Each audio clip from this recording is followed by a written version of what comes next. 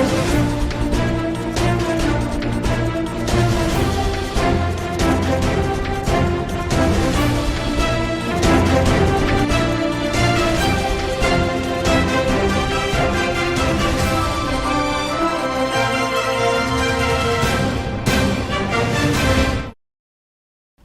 STV news కి స్వాగతం. నా పేరు రేవతి. ముందుగా ముఖ్యాంశాలు.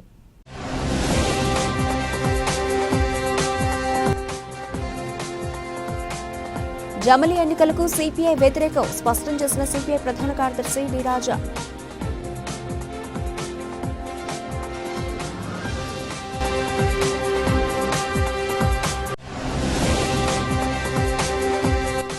జయసుధ యజమానిగా ఉన్న జేస్ గోడౌన్లో రేషన్ బియ్యం మాయం ఘటనలో కీలక పరిణామాలు.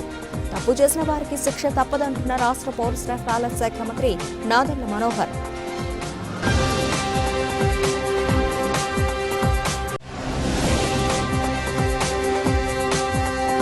చిన్నారులలో దాగి ఉన్న సృజనాత్మకతను వెలికితీసేందుకు డ్రీమ్ క్రియేషన్ సంస్థ నిర్వహిస్తున్న కార్యక్రమాలు అభినందనీయం తెలిపిన ప్రముఖ బాలీవుడ్ యాక్ట్రెస్ ధని బోస్.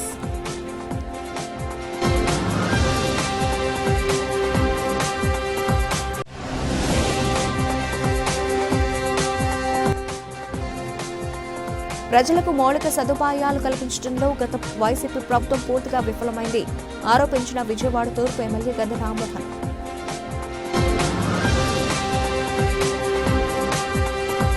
జయసుధ యజమానిగా ఉన్న జేఎస్ గోడౌన్లో రేషన్ బియ్యం మాయం ఘటనలో పోలీస్, రెవెన్యూ, పౌర సరఫరాల శాఖలు లోతుగా విచారణ జరుపుతున్నాయి. ప్రజలకు సంబంధించిన రేషన్ బియ్యాన్ని దారి మళ్లించి ఆధారాలను నాశనం చేయాలని చూస్తున్నారు. మాయమైతే బియ్యానికి డబ్బు కడితే సరిపోతుందని అనుకుంటున్నారు. క్రిమినల్ కేసులు నమోదు చేశాం. తప్పు చేసిన వారికి శిక్ష తప్పదని రాష్ట్ర పౌర సరఫరాల శాఖ మంత్రి నాదెండ్ల మనోహర్ స్పష్టం చేశారు. ఆ గోడౌన్లో 3,000 బస్తాలు కాదు 4,840 బస్తాలు మాయమయ్యాయని తెలిపారు. గత ప్రభుత్వంలో బాధ్యత కలిగిన పదవిలో ఉండి ప్రజల అప్పగించిన బాధ్యత ఎంతో దారుణంగా నిర్వర్తించారో సాక్ష్యాధారాలతో ప్రజల ముందు పెడతామని అన్నారు. కూటమి ప్రభుత్వంలో ఎవరి మీద కక్ష సాధింపు చర్యలు ఉండవని, తప్పు చేసిన వారు ఎవరైనా చట్టం నుంచి తప్పించుకోలేరని అన్నారు. అక్కడే ఉన్న రెండో గోదాము పైన అనుమానాలు ఉన్నాయని అన్నారు. మంగళవారం తెనాలిలోని క్యాంపు కార్యాలయంలో మీడియా సమావేశం నిర్వహించారు.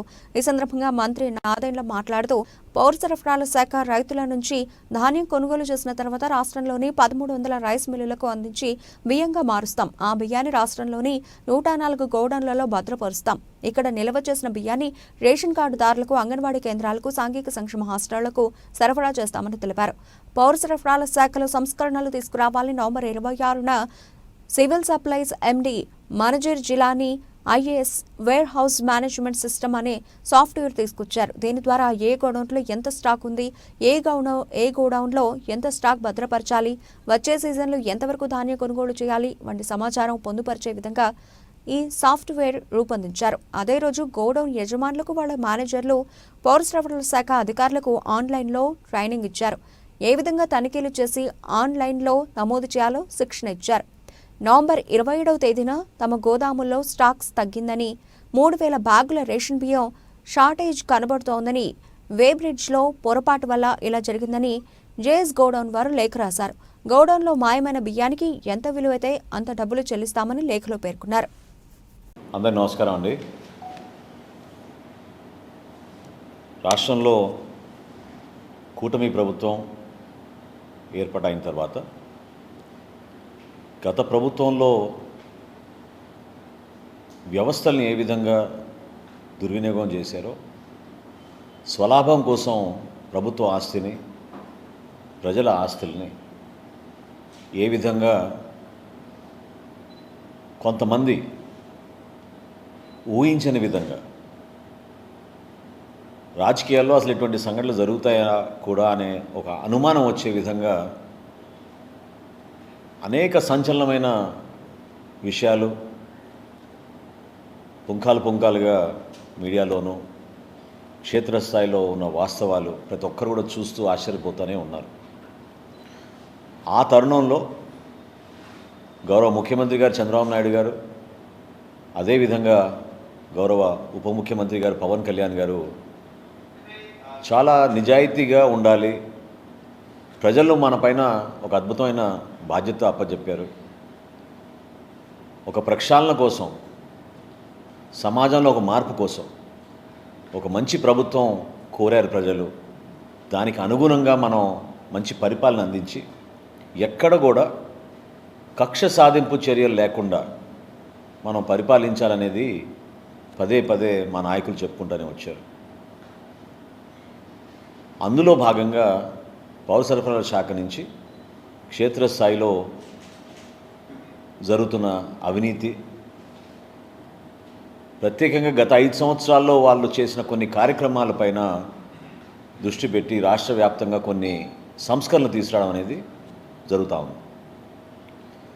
పౌర సరఫరాల శాఖకి ధాన్యం కొనుగోలు చేసిన తర్వాత రాష్ట్రంలో దాదాపు 104 గోడౌన్స్కి ఏదైతే మేము కస్టమ్ మిల్డ్ రైస్ అంటారు, CMR అంటారు, ధాన్యం రైతుల దగ్గర నుంచి కొనుగోలు చేసిన తర్వాత వివిధ రైస్ మిల్స్కి మేము రాష్ట్ర వ్యాప్తంగా దాదాపు 1300 రైస్ మిల్స్కి మేము అందించి బియ్యంగా మేము మార్చిన తర్వాత కస్టమ్ మిల్డ్ రైస్ని దాదాపు 104 గోడౌన్స్లో మేము వాటిని భద్రపరుస్తూ ఉంటాం. అందులో కొన్ని గోడౌన్స్ ఇన్వెస్టర్ గోడౌన్స్, కొన్ని గోడౌన్స్ బఫర్ గోడౌన్స్. వివిధ జిల్లాల్లో అనేక ప్రాంతాల్లో ఎక్కువ దూరం ప్రయాణం చేయకుండా ప్రజలకి ప్రతి నెల మేము పబ్లిక్ డిస్ట్రిబ్యూషన్ సిస్టమ్ ద్వారా ఏదైతే మేము రైస్ కానివ్వండి, కందిపప్పు కానివ్వండి, ఆయిల్ కానివ్వండి చేరుస్తామో ప్రజలకే కాకుండా ICDS ద్వారా అంగన్వాడీ కేంద్రాలకి, అదేవిధంగా హాస్టల్స్కి కూడా, సోషల్ వెల్ఫేర్ హాస్టల్స్కి ఈ సరుకు పంపించే బాధ్యత పౌర సరఫరాల శాఖ నుంచి మేము నిర్వర్తిస్తూ ఉంటాం. ఈ 104 గోడౌన్స్లో మొన్న 26వ తారీఖున మా MD గారు మనజీర్ గారు ఒక మార్పు తీసుకురావాలి, అసలు ప్రతి గోడౌన్లో ఎంత ఉంది లెక్క మనకు తెలియాలి. ఎందుకంటే ఖరీఫ్ మాసంలో మేము మరొకసారి ధాన్యం కొనుగోలు చేస్తున్న సందర్భంలో స్టాక్ ఎంత ఉంది మన దగ్గర, ఎంతవరకు మనం ధాన్యం కొనుగోలు చేయాలి, అట్ ద సేమ్ టైం ఎక్కడ ఏ గోడౌన్లో మేము ఎంత వీటిని భద్రపరచాలని దానిపైన ఒక కొత్త సాఫ్ట్వేర్ తయారు చేసి వేర్ హౌస్ మేనేజ్మెంట్ సిస్టమ్ అని ఒక కొత్త సంస్కరణ తీసుకొచ్చారు. ఇది 26వ తారీఖు నవంబర్న. అదే రోజున ఆయన ఆన్లైన్ ట్రైనింగ్ ప్రోగ్రాం పెట్టి రాష్ట్ర వ్యాప్తంగా ఉన్న ఈ గోడౌన్ల యాజమానులు, వాళ్ళ మేనేజర్స్, వారితో పాటు పౌర సరఫరాల శాఖలో ఉన్న జిల్లా అధికారులందరినీ కూడా ఆ ట్రైనింగ్ ప్రోగ్రాంలో మేము ప్రత్యేకంగా ఏ విధంగా రేపు ఉదయం నుంచి మీరు గోడౌన్లో తనిఖీలు చేసి ఆన్లైన్ మీరు నమోదు చేయాలి వివరాలనే దానిపైన ఒక శిక్షణా తరగతి మేము 26వ తారీఖున ప్రారంభించాం. విచిత్రం ఏంటంటే మరుసటి రోజు 27వ తారీఖున మచిలీపట్నంలో JS గోడౌన్స్ అనే ఆ యాజమాని వారు మాకు సడన్గా స్టాక్ కొరత కనపడింది, షార్టేజ్ ఉంది మా స్టాక్లో. దాదాపు ఈ షార్టేజ్ మేము ఒక టెక్నికల్ ప్రాబ్లంగా దాన్ని చిత్రీకరించారు. ఆ ప్రాంగణంలో ఉన్న ఒక లారీ వే బ్రిడ్జ్ ఏదైతే ఉందో అక్కడ వేయిమెంట్లో పొరపాటు వచ్చింది. కాబట్టి మేము 3,000 సుమారు బ్యాగ్స్ మేము షార్టేజ్ మాకు కనపడుతుంది. దీన్ని మేము బాధ్యత తీసుకుని ప్రభుత్వం ఏ నిర్ణయిస్తే అది దాన్ని బట్టి మేము తిరిగి చెల్లిస్తామని చెప్పి 27వ తారీఖున జయసుధ గారు లెటర్ రాశారు, joint collector Krishna district. Commercial manager V Rambabu ప్రతిష్టాత్మక రైల్వే బోర్డు అతి విశిష్ట రైతు సేవ అవార్డుకు ఎంపికయ్యారని Vijayawada railway divisional manager Narendra A Patil తెలిపారు. ఈ నెల 21న న్యూఢిల్లీలో జరిగే కార్యక్రమంలో రైల్వే మంత్రి చేతుల మీదుగా రాంబాబు దీన్ని అందుకోనున్నారని అన్నారు. Vijayawada railway divisional manager Narendra A Patil మంగళవారం విలేకరుల సమావేశం నిర్వహించారు. ఈ సమావేశంలో ఆయన మాట్లాడుతూ Vijayawada senior divisional commercial manager V Rambabu ప్రతిష్టాత్మక రైల్వే బోర్డు అతి విశిష్ట రైతు సేవ అవార్డుకు ఎంపికయ్యారని అన్నారు. ఈ నెల 21న న్యూఢిల్లీలో జరిగే కార్యక్రమంలో రైల్వే మంత్రి చేతుల మీదుగా రాంబాబుని అందుకోనున్నారని అన్నారు. విజయవాడ సీనియర్ డీసీ ఎంక బాధ్యతలు చేపట్టిన అనతి కాలంలోనే డివిజన్ కమర్షియల్ ఆదాయాన్ని పెంచడంలో ఆయన కీలక పాత్ర పోషించారన్నారు. డివిజన్లో తొలిసారిగా వరుసగా 2 ఏళ్లు 5,000 కోట్ల రూపాయల ఆదాయాన్ని దాటిందన్నారు. ఆయన కృషి ఫలితంగా 2023-24 ఆర్థిక సంవత్సరంలో నిర్దేశించిన లక్ష్యాల కంటే 50% ఎక్కువ ఆదాయాన్ని నమోదు చేసుకున్నందుకు చెప్పారు. రాంబాబు సారథ్యంలో టికెట్లు చెకింగ్ ఆదాయం ఒక నెలలో 7.96 కోట్ల రూపాయలు సమకూరాయని తెలిపారు. I am very happy that our senior divisional commercial manager Sri Rambabu has been given the most prestigious Ati Vishishta Rail Seva Puraskar 2024. This is the highest honor bestowed upon an officer by the Ministry of Railways. This function will be held on 21st December. The list was declared just on 16 December, and our Honorable Railway Minister Shri Ashwini Vaishnavji himself will award give this Puraskar. Rambabu had done exemplary work during the year 23-24, wherein we saw that the revenue of Vijayawada division has increased. For the first time, it has crossed 5,500 crores gross revenue. In the freight revenue also, for the first time, we crossed 4,000 benchmark, which is the highest ever. Then in ticket checking earnings also, highest ever ticket checking earnings were ensured. And at the same time, in non-fare revenue, advertisement and publicity also, highest ever revenue was, the growth rate there was almost 50-58%. So due to this stupendous exemplary performance, Railway Board has taken cognizance of it, and since we have recommended him for this award, and Railway Board has gracefully accepted it. At the same time, during the recent 24 సంవత్సరాలకు గాను అతి విశిష్ట rail పురస్కార్ ఎన్నికైనందుకు గాను చాలా ఆనందంగా ఉంది.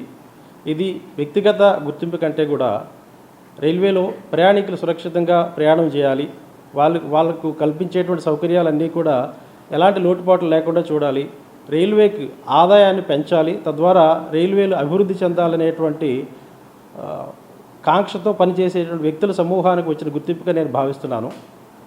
అలాగే గత 2 సంవత్సరాల్లో విజయవాడ డివిజన్లో సుమారుగా 5,000 కోట్ల పైగా ఆదాయాన్ని ప్రతి సంవత్సరం కూడా సంపాదించి, అలాగే వస్తు రవాణాలో 4,000 కోట్ల చారిత్రాత్మకమైనటువంటి 4,000 కోట్ల ఆదాయాన్ని కూడా సంపాదించి గత సంవత్సరం 2023-24 ఆర్థిక సంవత్సరంలో సంపాదించినందుకు గాను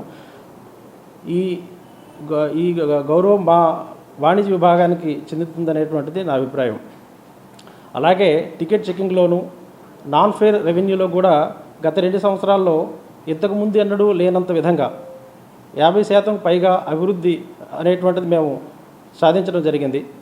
అలాగే గత సెప్టెంబర్ నెలలో మనం చూసుకున్నట్టయితే మన విజయవాడ నగరంలో బుడమేరు ఫ్లాష్ ఫ్లడ్స్ రావడం జరిగింది. అందులో మీ అందరికీ తెలుసు 3 ట్రైన్స్ అనేటువంటిది తమిళనాడు ఎక్స్ప్రెస్, చెన్నై ఎక్స్ప్రెస్, అలాగే చార్మార్ ఎక్స్ప్రెస్ అనేటువంటిది చిక్కుకున్నాయి వరదల్లో. రాయనపాడు రైల్వే స్టేషన్లో తమిళనాడు ఎక్స్ప్రెస్లో 1,450 మంది పాసింజర్స్ వరద నీటిలో చిక్కుకోవడం జరిగింది. ఆ రోజు రైల్వే టీంని నేను వ్యక్తిగతంగా ఉండి నడిపించి వరద నీటిలో వెళ్ళి వాళ్ళను ప్రయాణికులు సురక్షితంగా 10 గంటల వ్యవధిలో చిన్నారులలో దాగి ఉన్న సృజనాత్మకతను వెలికి తీసేందుకు డ్రీమ్ క్రియేషన్స్ సంస్థ నిర్వహిస్తున్న కార్యక్రమాలు అభినందనీయమని ప్రముఖ బాలీవుడ్ యాక్ట్రెస్ ధానీ బోస్ అన్నారు. నేటి కాలంలో చిన్నారులు సోషల్ మీడియా, మొబైల్ ఫోన్కు అడిక్ట్ అవుతున్నారని వ్యాఖ్యానించారు. సోషల్ మాధ్యమాలు చిన్నపిల్లలను చెడుదో వైపు నడుపుతున్నాయని, అటువంటి వాటికి దూరంగా ఉండే విధంగా తల్లిదండ్రులు చూసుకోవాలని కోరారు. గురునానక్ కాలనీలోని ప్రముఖ కన్వెన్షన్లో ప్రతిభ కనబరిచిన విద్యార్థులకు టాలెంట్ ఐకాన్ అవార్డ్స్ ప్రధాన కార్యక్రమం నిర్వహించారు. ఈ కార్యక్రమానికి ముఖ్య అతిథులుగా ప్రముఖ Bollywood actress Dhani Bose, doctor K Sridevi పాల్గొన్నారు. ఈ సందర్భంగా వారు మాట్లాడుతూ నేటి తరం చిన్నారులు చెడు వ్యసనాలకు, ఫోన్లకు బానిసలుగా మారుతున్నారని ఆవేదన వ్యక్తం చేశారు. చిన్నారులలో దాగి ఉన్న సృజనాత్మకతను వెలికి తీసేందుకు డ్రీమ్ క్రియేషన్ సంస్థ నిర్వహిస్తున్న కార్యక్రమాలు అభినందనీయమన్నారు. Painting, drawing, dancing, fashion show లాంటి కార్యక్రమాల ద్వారా చిన్నపిల్లలతో ఉన్న చెడు ఆలోచనలను డైవర్ట్ చేయవచ్చన్నారు. ఇటువంటి కార్యక్రమాలు భవిష్యత్తులో వారి ఎదుగుదలకు ఉపయోగపడతాయన్నారు. పిల్లల్లో ఉన్న ఆలోచన, సృజనాత్మకతపై తల్లిదండ్రులు సైతం దృష్టి సారించాలన్నారు. అటువంటి వారి టాలెంట్ వెలికితీసి టాలెంట్ ఐకాన్ అవార్డ్స్ ప్రదానం చేస్తున్న ఆర్గనైజర్స్ కు ధన్యవాదాలు తెలిపారు.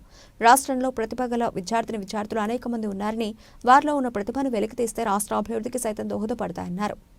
So hello, I am Dhani Bose. Just now I came here to attend a very prestigious program. It's Talent Icon Award, and I'm really happy to be here. And they are celebrating such a lovely program. And I'm just watching them, everybody, just like kids, they are super talented. And I'm really grateful to FTPC India, Chaitanya ji, who helped me to introduce here and who invite me to come here. Thanks to all of you who invite me, and I'm really happy to be here. Thanks to all of you. Thank you. Okay madam. Doctor Sridevi, MD Anu group of hospitals and Anu my baby hospital. ఈరోజు మనం ఇక్కడ talent icon events Emmanuel conduct చేశారు. చాలా ప్రెస్టీజియస్గా కూడా ఇక్కడ జరుగుతుంది. 7th one. ఇందులో ఏంటంటే పిల్లల్లో అంటే యూజువల్గా ఈ చేయటం కూడా చాలా గ్రేట్. ఈవెన్ 4 years నుంచి కూడా మనం 16 years పిల్లలకి కూడా ఈ అవార్డ్స్ ఇవ్వటం, వాళ్ళల్లో అంటే ఈవెంట్ ఎంత బాగా చేశారంటే ఇంతకుముందు వాళ్ళు చేసిన టాలెంట్స్ని రికగ్నైజ్ చేసి ఇక్కడ అవార్డ్స్ పిల్లలందరికీ కూడా ఇస్తున్నారు. చాలా బాగుంది. ఇలా ఇవ్వటం వల్ల ఏంటంటే పిల్లలందరూ కూడా వాళ్ళు ఎడ్యుకేషన్తో పాటు ఈ ఈవెంట్స్ పార్టిసిపేట్ చేయడం వల్ల వాళ్ళలో సెల్ఫ్ కాన్ఫిడెన్స్ బాగా పెరుగుతుంది. సోషల్ మీడియా వచ్చిన తర్వాత పిల్లలు చాలా వరకు ఈవెన్ 5 months బాబు నుంచి 50 years 100 years ఉన్నటువంటి మనిషి వరకు ప్రతి వాళ్ళకు సెల్ ఫోను ఎడిక్ట్ అవుతున్నారు. ఈ సెల్ ఫోన్లు వచ్చిన తర్వాత వ్యాయామం అనేది తగ్గిపోయింది. పిల్లల్లో ఆటలు పాటలు ఇవి తక్కువైపోయి సెల్ ఫోన్కు ఎడిక్ట్ అవుతున్నారు. ఇటువంటి టైంలో స్కూళ్ళల్లో చదివేటటువంటి ఎడ్యుకేషన్ ఏదైతే ఉందో వాటితో పాటు ఉండేటటువంటి ఆటలు ఏం లేవు. కాబట్టి ఇటువంటి ప్రోగ్రామ్స్ నడుస్తున్నప్పుడు ఈ ప్రోగ్రామ్ను నడిపిస్తున్నటువంటి ఎవరైతే ఈ ప్రోగ్రామ్స్ చేసే వాళ్ళు ఉన్నారో వాళ్లకు మనమందరం వాళ్ళందరినీ స్పోర్టివ్గా తీసుకొని వాళ్ళను ఆదర్శంగా తీసుకొని వాళ్లకు మనం చేదోడు వాదోడుగా ఉండి వాళ్ళని ఎంకరేజ్ చేయాలి. So good evening everyone, this is Emmanuel Pokalkar, founder of DM Creations. So the main motto of our organization is to create a platform those who have creativity skills. So andarki talents untayi కానీ platform దొరకడం చాలా కష్టం. So at the age of 18 I started this organization. So why can't I provide a platform for many people and చెప్పి we have started this organization. So I'm very happy to gather all the talented people on one stage, and I would like to thank each and everyone who has supported for this event. So every year, this is our 7th year, so every year people are supporting for this events. So I really thank from bottom of my heart. So thank you once again, and thank you media. Talent ఐకాన్స్ని icon అవార్డ్గా decide చేసి టాలెంట్ని prove చేసుకుంటానికి ఎంతమంది చిన్నపిల్లలు like భావితరాలకు ఉపయోగపడాల్సిన పిల్లలు వాళ్ళ టాలెంట్ని కూడా 4 గోడల మధ్యలో బందీ అయిపోయి ఒక బందికానాలో ఉంటున్నట్టు జీవిస్తున్నారు. సో ఇట్లాంటి ఎన్రిచ్ వాళ్ళ లోపల ఉన్న తేజస్సును కావచ్చు, ఒక డెడికేషన్ కావచ్చు, ఫోకస్ కావచ్చు, ఇట్లాంటి అవార్డ్స్ ఇస్తున్నప్పుడు ఏంటంటే వాళ్ళ టాలెంట్ని నిరూపించుకోవడానికి అనేక రంగములలో ఒక డాక్టర్సే ఒక ప్రొఫెషనల్గా కానీ బయటికి రాకుండా వాళ్ళల్లో ఉన్న డిజైనర్స్ని కూడా వాళ్ళు బయటికి తీసుకొస్తూ మా సమాజానికి ఒక గొప్ప నాందిని పలకాలని ఒక ఇమాన్యుయల్ గారు ఏదైతే youngster he is coming with dynamic all the ideas with and dedication of work and enthusiastic works all the things like we encourage from all the kids from the age 4 to 40 years. Even like working women are not so like we are not into the kitchens and doing works and all. We have different type of talents. One is from the garment business, other is from the jewelry business. So many people are coming out with the marketing designers. They are coming. We are not, all the housewives are not dependent on the 4 roofs. We have certain talents to pull our energy out, to declare ourselves as the superheroes. తనకి మీ అమూల్యమైన vote వేసి గెలిపిస్తే దిశ లక్ష్యాలతో ప్రకటించిన మేనిఫెస్టోలోని అంశాలపై మండలిలో పోరాడతానని పట్టభద్రుల లగడపాటి వేణుగోపాల్ హామీ ఇచ్చారు. తాను 60 రోజుల్లో 33 నియోజకవర్గాలు ఎన్నికల ప్రచారాన్ని పూర్తి చేసినట్లు తెలియజేశారు. నగరంలోని స్టెల్లా కాలేజీ, సాయిబాబా గుడి సమీపంలో ఆర్టీసీ కాలనీ మొదటి రోడ్డు విన్నర్ కాలేజీ నందు పట్టభద్రులో ఎమ్మెల్సీ ఇండిపెండెంట్ అభ్యర్థి లగడపాటి వేణుగోపాల్ విలేకరుల సమావేశాన్ని లగడపాటి వేణుగోపాల్ మీడియాతో మాట్లాడుతూ రాష్ట్ర ప్రజలందరికీ క్రిస్మస్, నూతన సంవత్సర, సంక్రాంతి శుభాకాంక్షలు తెలిపారు. తాను తన పర్యటనలో అనుభవాలను వివరిస్తూ 60 రోజుల్లో 33 నియోజకవర్గాలు ఎన్నికల ప్రచారాన్ని నిర్వహించినట్లు తెలియజేశారు. తన ఎన్నికల పర్యటన అత్యంత ఆహ్లాదకరంగా సాగిందని, తనకి ఎంతో స్ఫూర్తినిచ్చే విధంగా ఎన్నికల ప్రచారం సాగిందన్నారు.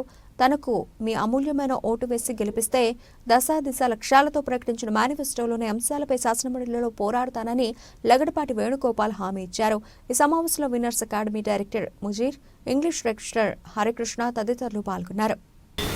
శ్రీ లగడపాటి వేణుగోపాల్ గారు ఎమ్మెల్సీ అభ్యర్థిగా కంటెస్ట్ చేయనున్నారు.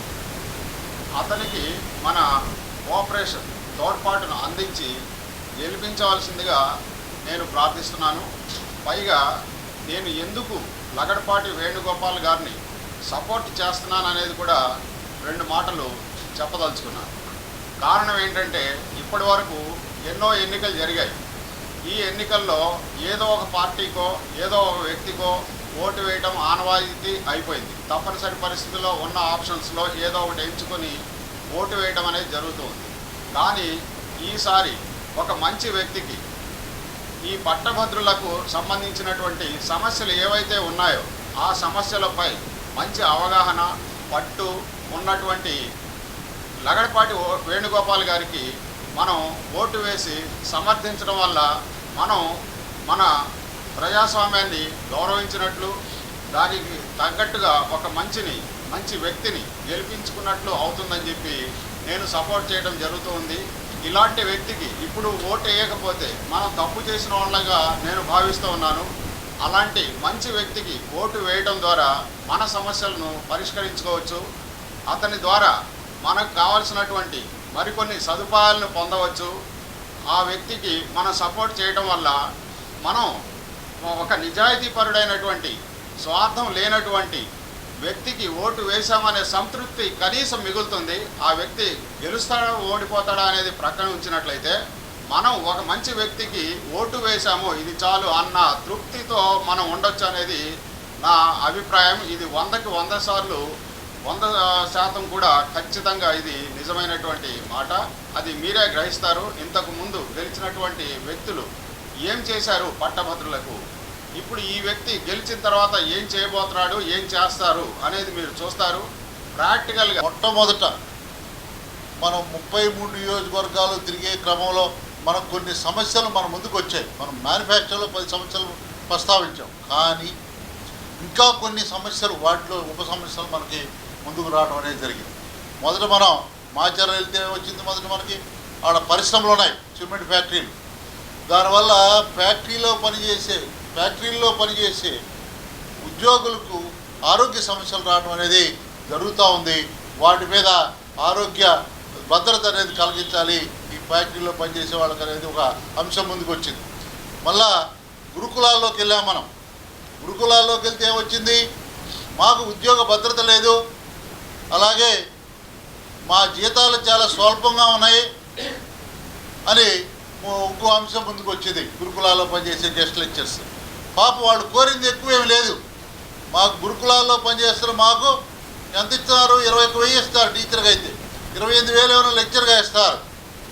వాళ్ళు కోరిన కోరిక ఏంటంటే మాకు ఉద్యోగ భద్రత కల్పిస్తూ మమ్మల్ని జీతం పెరగడానికి ఒక అంశాన్ని ప్రస్తావించారు. ఏమి ప్రస్తావించారంటే మాకు కాంట్రాక్ట్ లెక్చర్లుగా మమ్మల్ని టీచర్స్గా గుర్తించండి అని కోరారు. దీనివల్ల వాళ్ళకి వచ్చే ప్రయోజనం ఏంటి, వాళ్ళకి వచ్చే ప్రయోజనం ఏంటంటే 4 రూపాయలు పెరుగుతాయి, అంటే 45,000కి వెళ్తాయి వాళ్ళ జీతాలు. కాబట్టి ఈ అంశాన్ని ప్రస్తావించారు. కొన్ని చోట్లకి వెళ్తే గవర్నమెంట్ ఉపాధ్యాయులు వాళ్ళు ఏమంటున్నారు, మాకు ఈ పిఎఫ్ఐ లోన్లు సరిగా రావట్లేదన్నారు, సరైన సకాలంలో అందటం లేదన్నారు, అలాగే ఈహెచ్ఎస్ జరగట్లేదన్నారు, అలాగే రిటైర్ అయిన వారికి పెన్షన్ సకాలంలో అందటం లేదు, అలాగే అట్ ద సేమ్ టైం వాళ్ళకి బకాయిలు ఎమ్మటే చెల్లించడం లేదనేది ఈ అంశాలు ముందుకు వచ్చాయి. తర్వాత కొన్ని ప్రాంతాలు ప్రైవేట్ లెక్చరర్స్ దగ్గరికి వెళ్ళాం. వాళ్ళ దగ్గరికి వచ్చి మాకు ఉద్యోగ భద్రత లేదు అంటే ప్రైవేట్ కార్పొరేట్లో కానివ్వండి, ప్రైవేట్ కాలేజీల్లో కానివ్వండి, ఉపాధ్యాయులు కానివ్వండి, లెక్చరర్స్ కానీ వాళ్ళదేమిటి బాధలు ఏమిటంటే మాకు ఉద్యోగ భద్రత లేదు, మమ్మల్ని అందరూ కూడా దసరా అయిపో. అందరికీ నమస్కారం అండి. నా పేరు హరికృష్ణ అండి. నేను ఇంగ్లీష్ లెక్చరర్ని. మన లగడపాటి వేణుగోపాల్ గారు 33 నియోజకవర్గాల్లో తిరిగి చాలామంది అనేక వందల వేల మంది పట్టభద్రుల్ని కలిసి వాళ్ళకు ఉన్నటువంటి ప్రతి సమస్యని జాగ్రత్తగా విని ఆలకించి వాళ్ళకి ధైర్యాన్ని నింపి వచ్చారు. సో ఎవరైతే సార్కి సహకరించినటువంటి పట్టభద్రులందరికీ కూడా మరీ ధన్యవాదాలు తెలియజేసుకుంటున్నాము. సో ఇదే విధంగా రాబోయేటటువంటి ఎలక్షన్స్లో వేణుగోపాల్ గారిని మనమందరం సహకరించి మన ప్రోత్సాహాన్ని ఇచ్చి మనమందరం ఉత్సాహంగా ఓట్లు వేసి వాటిని అఖండ మెజారిటీతో గెలిపించవలసిందిగా అది మన బాధ్యతగా తీసుకొని, ఎందుకంటే ఆల్రెడీ ఇందాక సార్ అన్ని సమస్యలు చెప్పారు. ప్రతి సమస్యని మనకున్నటువంటి ప్రతి సమస్యని చట్టసభల్లో ఆయన గళం ద్వారా వినిపించి మనకి తగిన న్యాయం చేకూరుస్తారు. కాబట్టి ఆ నమ్మకంతో మనం ఆయన్ని చట్టసభలకు పంపించి మన వంతుగా బాధ్యతగా తీసుకొని ప్రతి ఒక్కళ్ళు ఈ గుంటూరు, కృష్ణా, ఈ ప్రతి జిల్లాలో ఉన్నటువంటి పట్టభద్రులందరూ ఆలోచించండి. అసలు ఇప్పటివరకు మనం ఎటువంటి వాళ్ళని ఎన్నుకున్నాము, రాబోయేటటువంటి నెక్స్ట్ ఎలక్షన్లో మనకి మద్దతుగా మన సమస్యల్ని వినిపించి మనకి పరిష్కార దిశగా అడుగులు వేసేటటువంటి లగడపాటి వేణుగోపాల్ గారిని మనమందరం గెలిపించుకోవాలి. మీరందరూ కూడా సహకరించాలని కోరుకుంటూ ధన్యవాదాలు. నమస్కారం.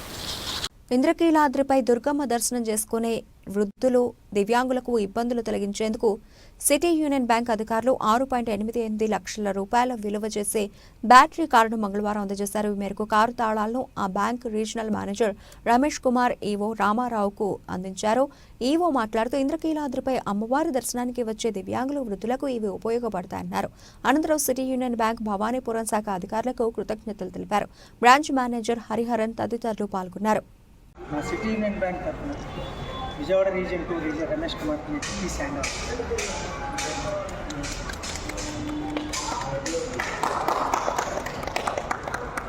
ఒక్క నిమిషం పట్టుకోండి. ఓకే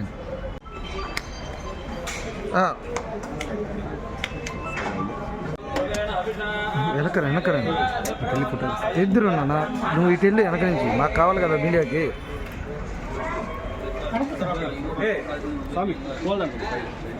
ప్రజల కోసం అయోధ్యనగర్లో ఆధునిక మరుగుదొడ్లు నిర్మించాలని అధికారులను విజయవాడ నగరపాలక సంస్థ ధ్యానచంద్ర ఆదేశించారు.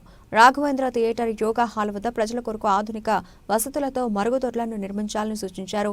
విజయవాడ మున్సిపల్ కమిషనర్ ధ్యానచంద్ర తన పర్యటనలో భాగంగా దుర్గాపురం, ముత్యాలంపాడు, అయోధ్యనగర్, కర్మల భవనాలు పర్యటించి క్షేత్రస్థాయిలో పరిశీలించారు. ఈ సందర్భంగా కమిషనర్ మాట్లాడుతూ కర్మల భవన్లో ఎటువంటి మరమ్మతులు ఉన్నా వెంటనే చేయించి ప్రజలకు అందుబాటులోకి తీసుకురావాలని అధికారులను ఆదేశించారు.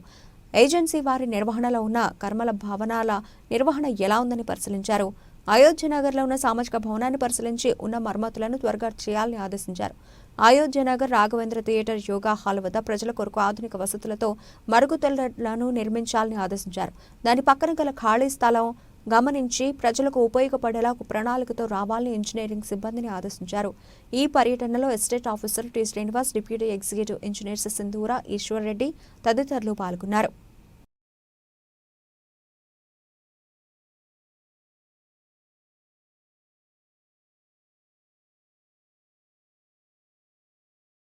నూజివీడులో మాజీ మంత్రి జోగి రమేష్ పాల్గొన్న ఘటన అందరికీ బాధ కలిగించిందని టీడీపీ మాజీ ఎమ్మెల్సీ బుద్ధ వెంకన్న ఆవేదన వ్యక్తం చేశారు.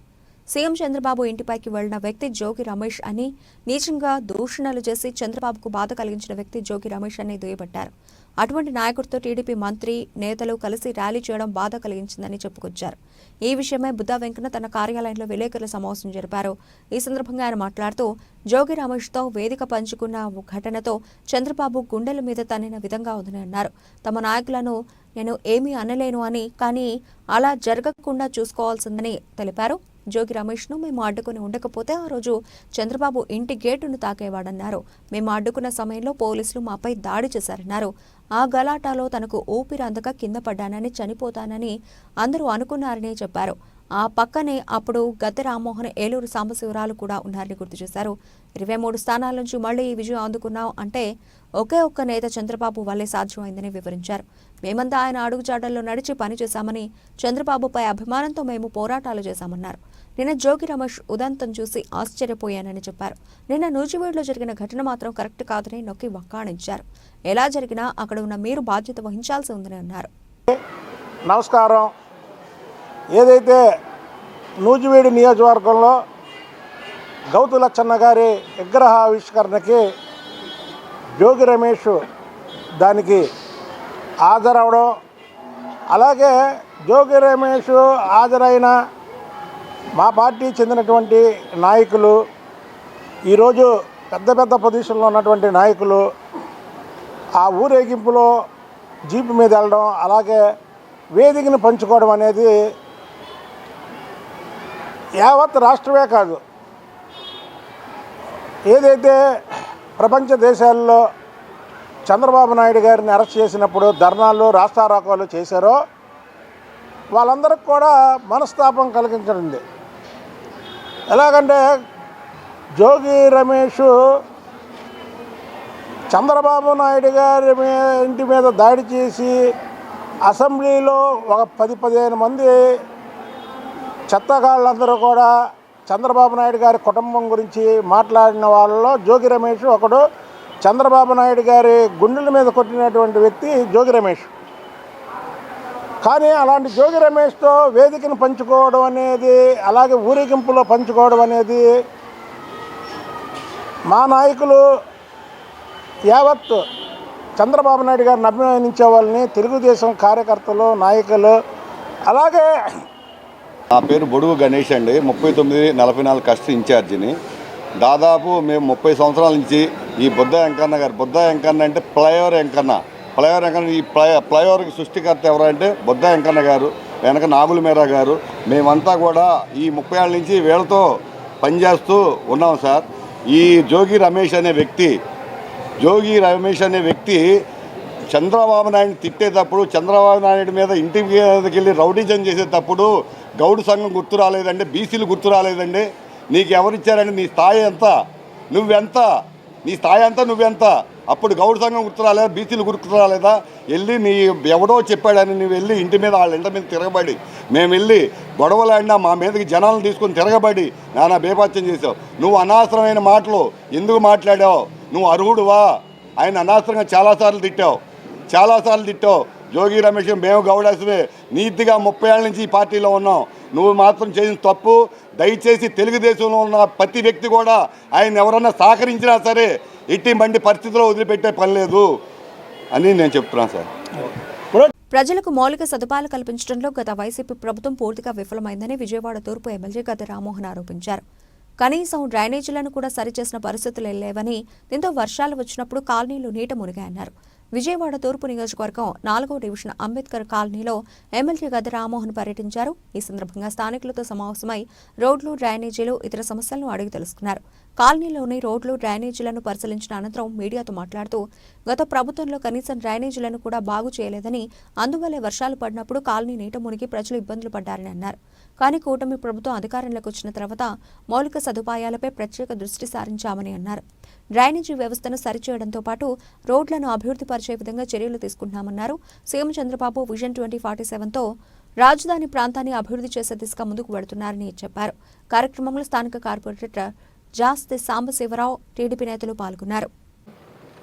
శాసనసభ్యులు శ్రీ గద్దె రామ్మోహన్ రావు గారితో ఈ రోజున 4వ డివిజన్లో ఉన్నటువంటి అంబేద్కర్ కాలనీ పర్యటించడం జరుగుతూ ఉన్నది. ఈ అంబేద్కర్ కాలనీలో అనేకమైనటువంటి సమస్యలు తిష్టి వేసుకుని ఉన్నాయి. రోడ్లు కానివ్వండి, అండర్ గ్రౌండ్ డ్రైన్ కానివ్వండి, సైడ్ డ్రైన్స్ కానివ్వండి, పార్కులు కానీ, స్ట్రీట్ లైట్ కానీ, ప్రధానమైన అంశాలు నగరపాలక సంస్థ ఏ అయితే పరిశీలించి మరి వాటిని అభివృద్ధి కార్యక్రమంలో పెట్టాలో వాటిలన్నీ కూడా ఈ 4 సంవత్సరాల కాలంలో విజయవాడ నగరపాలక సంస్థలో వైఎస్ఆర్సీపీ ప్రభుత్వం ఉండటం వలన అశ్రద్ధకు గురైనవి. ఈ కాలనీలన్నీ కూడా మురికి కోపాలుగా ఈ రోజున అల్లల్లాడుతున్నాయి. దీనికి కారణం ఏంటంటే వైసీపీ నగరపాలక సంస్థలో అధికారం ఉండటం. తెలుగుదేశం పార్టీ కార్పొరేటర్లుగా మేము కౌన్సిల్లోనూ మరి అధికారుల దృష్టికి మరి పోరాటం చేసినప్పటికి కూడా మా నోరు నొక్కేయటం, మా అరుపులు కేకలన్నీ కూడా అరణ్య రోదనగా మిగిలిపోయినాయి. కానీ ఎన్డీఏ కూటమి నారా చంద్రబాబు నాయుడు అధికారంలోకి వచ్చిన తర్వాత 4వ పర్యాయం గద్దె రామ్మోహన్ రావు ఎమ్మెల్యేగా గెలిచిన తర్వాత కూడా మరి ఈ 4వ డివిజన్లో అనేకమైనటువంటి అభివృద్ధి కార్యక్రమాలు తీసుకొని ముందుకెళ్తా ఉన్నాం. దీనికి ఎంపీ గారు, ఎమ్మెల్యే గారు కూడా కలిసికట్టుగా కూడా కృషి చేస్తూ ఉన్నారు. రానున్న కాలంలో ఇందాక ఏదైతే గద్దె రామ్మోహన్ రావు కాలనీలన్నిటి కూడా పూర్వవైభవం తీసుకురావాలన్నదే ధ్యేయం.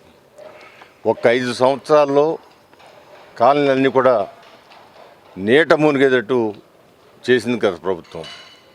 గత ప్రభుత్వం మౌలిక సదుపాయాలు కల్పించడంలో ఘోరంగా విఫలమైంది. ప్రధానంగా ఈ డ్రైనేజీలో పూడికలు తీగిపోవటం వలన, అండర్ గ్రౌండ్ డ్రైనేజ్ క్లీన్ చేయకపోవటం వలన, సరే రోడ్ల నిర్మాణం అంటారా 1-2 అవి ఎప్పుడు కూడా జరుగుతాయి. కేవలం ప్రధానంగా ఈ యొక్క అండర్ గ్రౌండ్ డ్రైనేజ్ కానివ్వండి, స్టార్మ్ వాటర్ డ్రైన్ కానివ్వండి, పూడికలు తీగిపోవటం వలన చిన్నపాటి వర్షానికి కూడా ఇది కాలనీలన్నీ కూడా మునిగిపోయి ఇళ్లలోంచి బయటకు రాని పరిస్థితి ఏర్పడతాం. అందువల్ల ప్రతి ఒక్క కాలనీని కూడా మరలా పూర్వం గతంలో విజయవాడ నగరంలో కాలనీలు అంటే అన్ని సిమెంట్ రోడ్లని, లేకపోతే చక్కటి రోడ్లని, మొక్కలు పెంచుకోవటాలు, రకరకాలుగా అందరి మన్ననలు పొందే కాలనీలు ఇవన్నీ కూడా.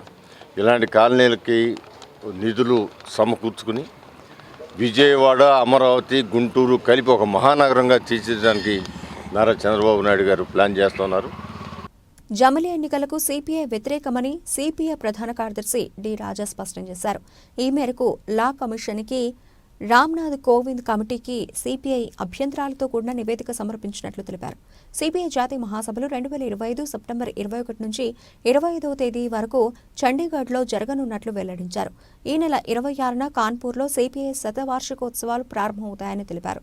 స్థానిక దాసరి భవన్లో మంగళవారం ఏర్పాటు చేసిన విలేకరుల సమావేశంలో సిపిఐ ప్రధాన కార్యదర్శి డి రాజా మాట్లాడుతూ వాస్తవ పరిస్థితులకు జమిలీ ఎన్నికలు ఆచరణ సాధ్యం కాదన్నారు. ఎన్నికల సంఘం స్వతంత్రంగా, స్వేచ్ఛగా, పారదర్శకంగా పనిచేయాల్సి ఉందన్నారు. ఎన్నికల సంఘానికి శాశ్వత కమిటీ, రాజ్యాంగబద్ధ నియమాలు ఉన్నాయని చెప్పారు. ఒకే దేశం ఒకే ఎన్నిక అనేది సమాఖ్య స్ఫూర్తికి విఘాతం అన్నారు. ఇది రానున్న రోజుల్లో నియంతృత్వ విధానానికి దారితీస్తుందని అభిప్రాయపడ్డారు. పదే ఎన్నికలు రావడం వల్ల డబ్బు అధికంగా ఖర్చు అవుతుందని చెబుతున్న బీజేపీ ఎలక్టోరల్ బాండ్స్ గురించి మాట్లాడడం లేదని విమర్శించారు. జమిలీ ఎన్నికలను కొన్ని రాజకీయ పార్టీలు, ప్రజలు కూడా వ్యతిరేకిస్తున్నారని, ఈ అంశంపై సిపిఐ కూడా పార్లమెంటు లోపల బయట పోరాడుతోందని చెప్పారు. మా రాష్ట్ర సమితి సమావేశం జరుగుతూ ఉంది. రాజా గారు వచ్చారు. నిన్ననే మన రాష్ట్ర ముఖ్యమంత్రి చంద్రబాబు నాయుడు గారు పోలవరం విజిట్ చేశారు. మరి పోలవరం విజిట్ చేసి ఆయన ప్రకటించింది ఏమంటే 2026 అక్టోబర్ నాటికల్లా ప్రాజెక్ట్ నిర్మాణాన్ని పూర్తి చేస్తామని చెప్పి చాలా స్పష్టంగా ప్రకటించారు. కానీ ఈ సందర్భంలో ముఖ్యమంత్రి గారు కోరుతున్నది ఏమంటే, గతంలో జగన్మోహన్ రెడ్డి గారు ముఖ్యమంత్రిగా ఉన్నా, ఇప్పుడు మీరు ముఖ్యమంత్రిగా ఉన్నా ఎంతసేపు కాఫర్ డ్యామ్ గురించి, డయాఫ్రమ్ వాల్ గురించి, లేదా స్పిల్వే గురించి, ప్రాజెక్టు గురించి, వాటిని గురించే మాట్లాడుతూ ఉన్నారు తప్ప నిర్వాసితుల గురించి మీరు పట్టించుకోవడం లేదు. నిన్న ముఖ్యమంత్రి గారు చెప్పింది ఏమంటే 16,400 ఎకరాల భూములు మేము 2026 నాటికల్లా సేకరిస్తామన్నారు. అంటే మిగతా భూములు ఏంటి, మిగతా గ్రామాల పరిస్థితి ఏంటి, ఆ నిర్వాసితుల పరిస్థితి ఏమిటి? ప్రతి సంవత్సరం జూలై, ఆగస్టు మాసాల్లో వాళ్ళు మునిగిపోవాల్సిందేనా? వాళ్ళ వాళ్ళు గుడమేరు దగ్గర వరదలు వస్తే చంద్రబాబు నాయుడు గారు 11 రోజులు కలెక్టర్ ఆఫీస్లో కూర్చొని మీరు ఆ రోజు చేశారు. మేము వచ్చి అప్రిషియేట్ చేశాం, మిమ్మల్ని పర్సనల్గా కలిసి కూడా అభినందించాం. కానీ ఇదే నెలల పర్యంతం వాళ్ళు అక్కడ మునిగిపోతూ ఉంటే, అరే నిర్వాసితుల గురించి ఒక్క మాట అక్కడ ఎవరైనా పోయారా? మీరు ముఖ్యమంత్రి గారు మీరు పోయారా? కాబట్టి ఏమంటే ఇవాళ నిర్వాసితులకు పూర్తి స్థాయిలో కేంద్రంలో అధికారంలో ఉన్న నరేంద్ర మోడీ ప్రభుత్వం అన్యాయం చేస్తూ ఉంది. ఈ సెకీ ఒప్పందాలకు సంబంధించి ఎందుకు మాట్లాడడం లేదు? మీరే చెప్పారు ప్రతిపక్షంలో ఉన్నప్పుడు, జగన్మోహన్ రెడ్డి గారు రాష్ట్రానికి అన్యాయం చేస్తూ ఉన్నాడు, వినియోగదారులపైన భారం మోపుతూ ఉన్నాడు, అదానితో అగ్రిమెంట్ చేసుకున్నాడు. ఆ రోజు మీరు చెప్పారు, మేము చెప్పాం, కోర్టుకు మీరు వేశారు, మేము కూడా వేశాం. పయ్యావుల కేశవ్ గారు ఇవాళ ఆర్థిక మంత్రిగా కూడా ఉన్నాడు. మరి ఇవాళ చంద్రబాబు నాయుడు గారు దాని గురించి ఎందుకు మాట్లాడడం లేదు? పైగా ఇవాళ అమెరికాలో న్యూయార్క్ ఈస్టర్న్ డిస్ట్రిక్ట్ కోర్టులో ఏదైతే అక్కడ సమన్స్ కూడా వచ్చాయి, 1750 కోట్ల రూపాయలు రాష్ట్రంలో ఉన్న ముఖ్యమంత్రి ఇతర అధికారులకు డబ్బులు ముట్టాయని చెప్పి చెప్తున్నారు.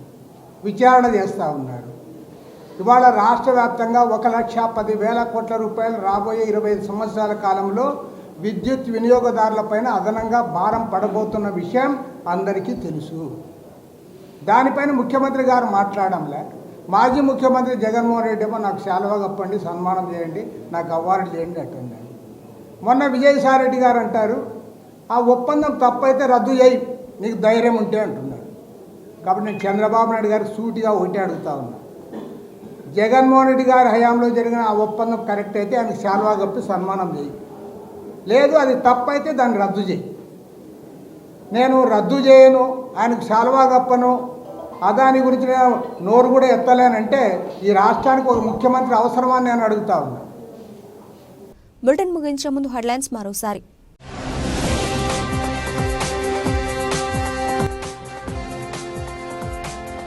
జమిలీ ఎన్నికలకు సిపిఐ వ్యతిరేకం స్పష్టం చేసిన సిపిఐ ప్రధాన కార్యదర్శి డి రాజా.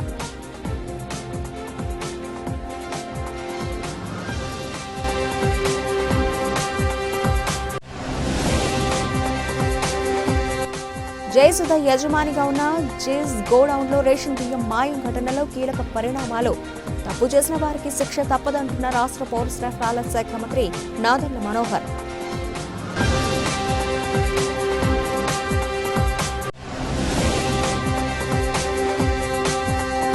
చిన్నారులలో దాగి ఉన్న సృజనాత్మకతను వెలికితీసేందుకు డ్రీమ్ క్రియేషన్ సంస్థ నిర్వహిస్తున్న కార్యక్రమాలు అభినందనీయం తెలిపిన ప్రముఖ బాలీవుడ్ యాక్ట్రెస్ ధని బోస్.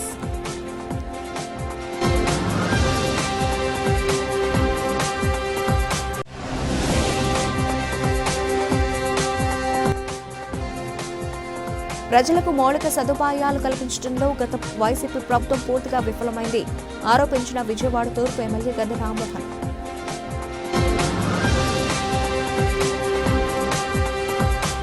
ఇవి ఇప్పటివరకు బులెటిన్ అప్డేట్స్. మరిన్ని అప్డేట్స్తో మళ్ళీ కలుద్దాం. అంతవరకు సెలవు, నమస్తే.